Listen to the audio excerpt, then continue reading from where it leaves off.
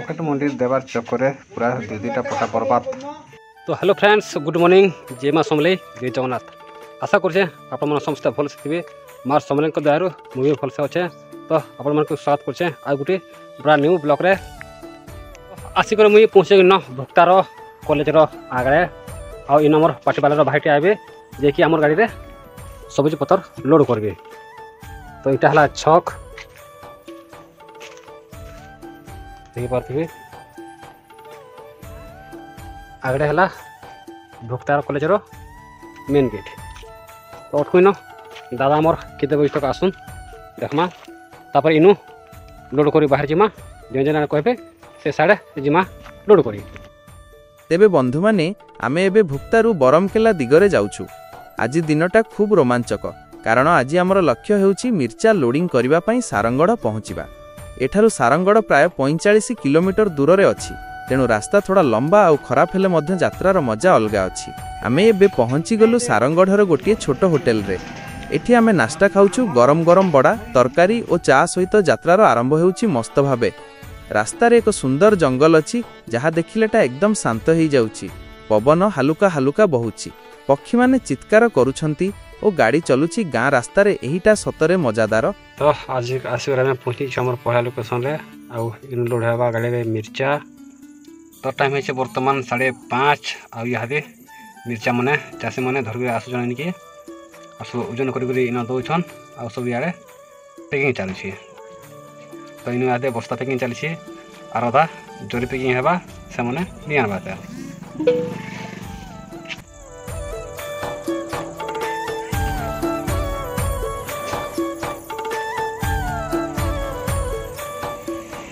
समय होगला संध्या 7। एठारे आमर गाड़ी लोडिंग आरंभ हो जाइछि। एबे तळे सबु लोके मिसी करी मिर्ची बोरी रे भरुछंती, केही मिर्ची धरुछंती, केही बोरी बांधुछंती। सबुठी काम फटाफट चलीछि। आस्ते आस्ते आमर गाड़ी पूरा भरी जिवो, तापरे आमे बाहरी जिवु गंतव्य दिगकू।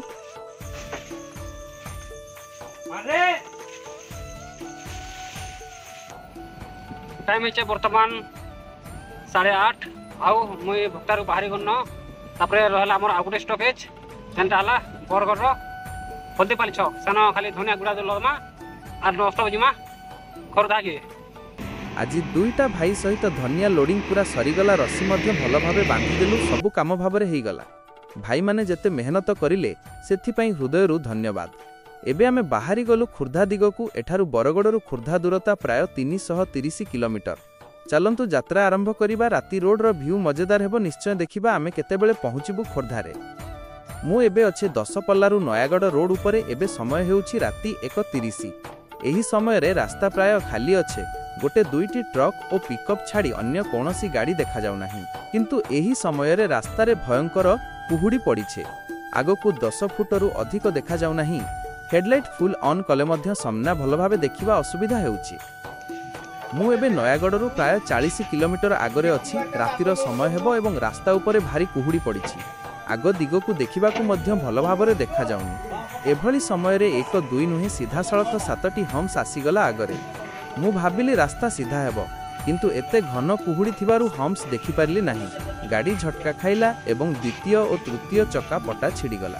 मु एबे खोर्धा पहुँची गली। राति समय हेउछि 3:15। एते राति हेले मध्य खोर्धा रास्ता उपरे जीवन चलीछि फुल स्पीड। आज सकाळु खोर्धा पहुँची और सबु माल खाली हेबा पई लोके ऑलरेडी अपेक्षा करिथिले। माल खाली करिली हेले देखिली एठारे सबु खाली होई नाही, किछि माल रहिगला। से नै कि मु एबे जाउछि भुवनेश्वर। सेई पई मु एबे जाउछि खोर्धारू भुवनेश्वर रो 1 नंग मार्केट दिगकू। रास्ता रे ट्रैफिक एबे कम हेले मध्य मोर मने अन्य आनंद अछि। काम भल भाबरे और समय रे हेइगला। भुवनेश्वर सतरे एक सुंदर सहर। एठारे माल खाली करी सकाळु किछि चा पी निए, तापरे फेरिबी आगकू अन्य लोडिंग पाई। भाई माने वीडियो भल लागिले लाइक करंतु, कमेंट दियंतु और चैनल को सब्सक्राइब करंतु। तो टाइम है दिन 1 आउ आमर नेक्स्ट लोडिंग होछि खोर्धारू। तो चलो इन बाहर जिमा खोर्धा के।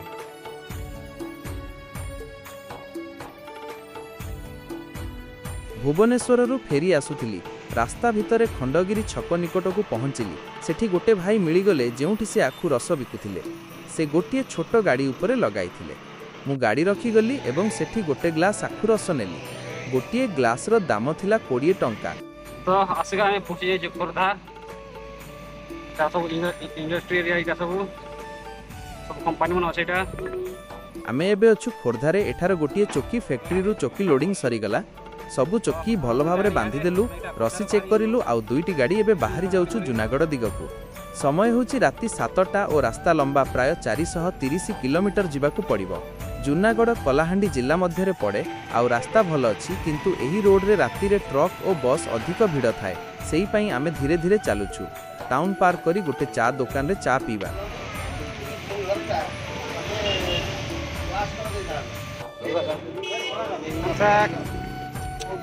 ताले सब हमर कुकर बनेटा भजो के कना बिस्कुट मागु छे के पकई छे ए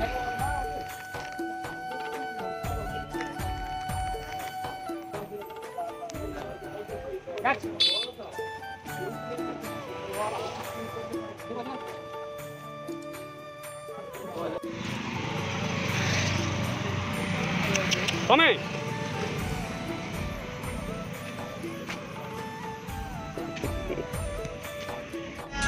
दुकान रे गरम चा पिलु।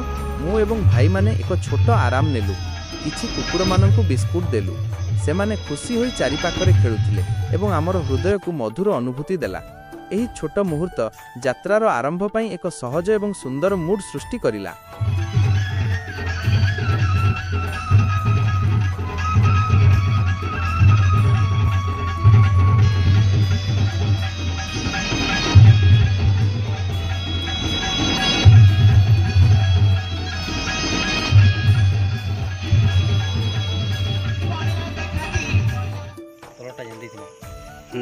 एबे आमे आसीगलु ढाबा आगरे। गाड़ी पार्क करी आमे ढाबार भीतर को पहुंचिलु। टेबुल बसी मेनू देखिलु। आमे रोटी एवं चना मसला ऑर्डर कलु। रोटी गरम एवं मृदु हाथ में धरिबारे मजा आसिला। चना मसलार स्वाद दुख भुलाई देउथिला। ढाबार माहौल मधुर एवं शांत, जहाँ आमर भोजन को अधिक आनंददायक करदेला। आमे सारा राति गाड़ी चलाई बहुत दूर आसिबा परे बरगाँ रे पहुंचिलु। समय होची सकाळ 5:30। रातिर थकानी एवं निद्रार अभाव मनरे प्रभाव पकाइछि। गाड़ी अटकाई प्रथमे मुह धोई गरम चा पीलु। आमे चा शेष करी पुणी गाड़ी को चलाइबाकू प्रस्तुत हेलु। रास्तार दृश्य मनमोहनीय, गाँ एवं पहाड़ देखी मन खुशी हेउछि। सारा रातिर यात्रा, फ्रेश चा एवं सकाळ सूर्यर दृश्य एक स्मृति भली मनरे रहिगला।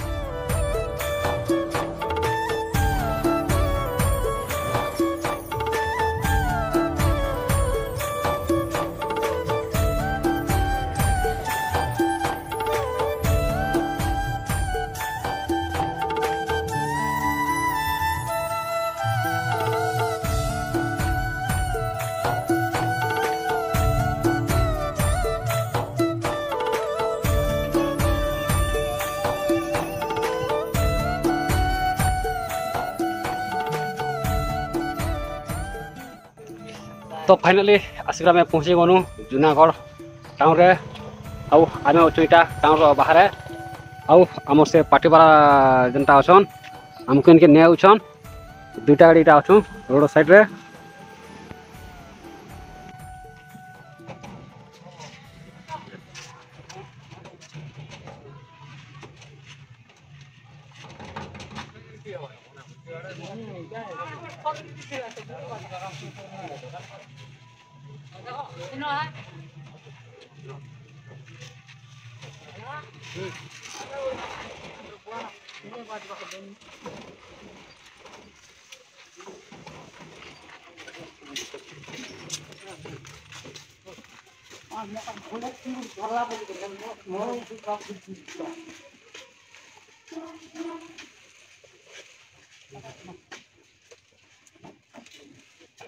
जूनागढ़ रे चौकी अनलोड भल भाव सरीगला।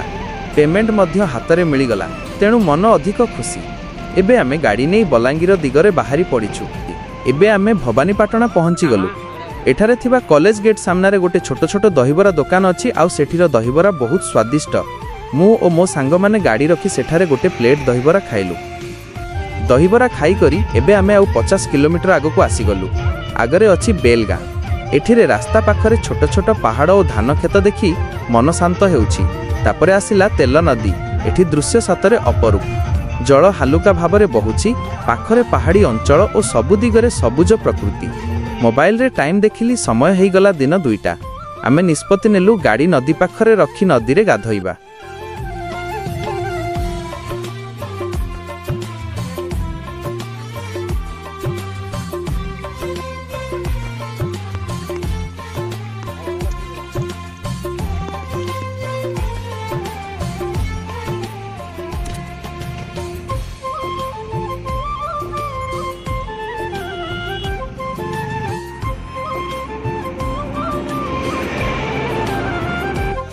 बेल गाँव प्राय 8 किलोमीटर आगरे रास्ता पाखरे गोटे छोट ढाबा देखिलु।